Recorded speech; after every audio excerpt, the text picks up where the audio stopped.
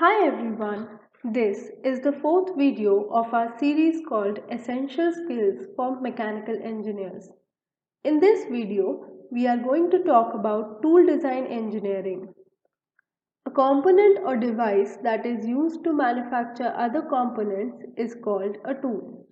All machines and equipment used in production are broadly known as tools. This includes machine tools, cutting tools, and equipments like jigs, fixtures, dies, and gauges.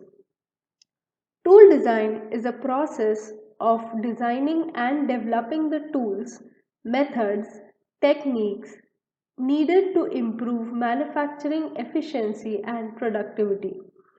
All this is done keeping in mind the quality and quantity of parts to be produced, machines required for operation, space available, and providing safety to the operator.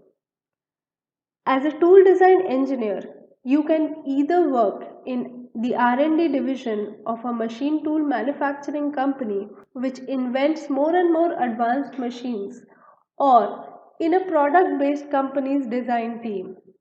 In a product design team, a tooling engineer is responsible to design and develop molds and assembly fixtures to support prototyping activities for the concerned product. Now we will come to the top skills that you need to have if you want to become a tool design engineer. First is the knowledge of manufacturing and machining processes.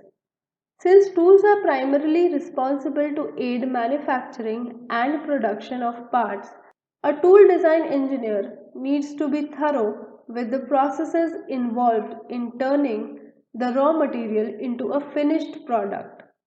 Manufacturing of a product involves processing operations of shaping, property enhancement, or surface finishing, and assembly operations of permanent joining or fastening.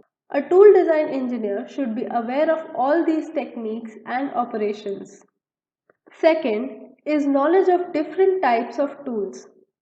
Tools can be categorized into cutting tools, which is used to slice raw material into discrete portions or to subtractively remove material to form a shape. Some cutting tools are stationary while others move against the material. For example, end mills, cutters, drills, saw blades, shears, knives, and grinding wheels. Second is machine tools. A machine tool is a fixed powered tool such as lathe, shaper, or milling machine which is used for cutting or shaping metal, wood, or other material. Then comes dies. Dies don't remove material but rather form it into different shapes. This is done either by stamping or pressing or acting as a hollow form into which liquid raw material is poured and later solidified. Examples of dies are letter presses, punches, vacuum casting molds, investment casting dies, and embossing debossing tools.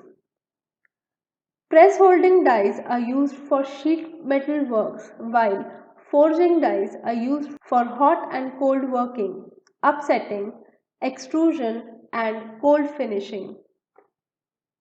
Injection molds. An injection tool is a more specified form of die. These forming tools are used for pressure die casting of metal or injection molding of plastic. They are more complex than basic dies and they have to resist a lot of internal pressure inside the tool. The design of these tools is most critical in determining the quality of the finished part. Work holding tools are used to keep a workpiece in a fixed location so that other processes can be performed on it. They include vices, clamps, jigs, hold downs, pins, and even magnetic or vacuum assisted tables.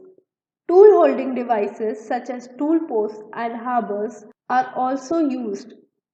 Finally, we have gauges and precision equipments for inspecting the product.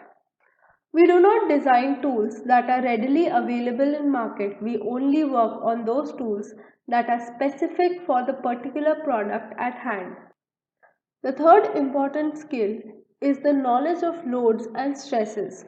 Compression, tension, shear, bending, torsion, and combination of all these loads could apply to a part when it is in movement. Whenever a tool is working against a part or removing material from it, these forces or loads come into action. Fourth is machine design concepts. Machine tools are powered machines that help in performing various operations on the job. Hence, the knowledge of machine design concept is absolute necessity when it comes to the design of machine tools. We will cover these concepts in a separate video. Fifth is metrology. It is the science of measurement. It involves the collection and analysis of data to determine size and shape. Metrology enables better decision making for part quality, inspection, process control, and reverse engineering. Sixth is rapid prototyping techniques. Rapid prototyping allows you to have a mechanical design in hand to test and refine quickly and affordably. Instead of using traditional methods, the design is quickly fabricated in a scale model. CAD models can be used to test your tools using simulations. SolidWorks and Creo are CAD softwares that are mostly used in the tool-making industry.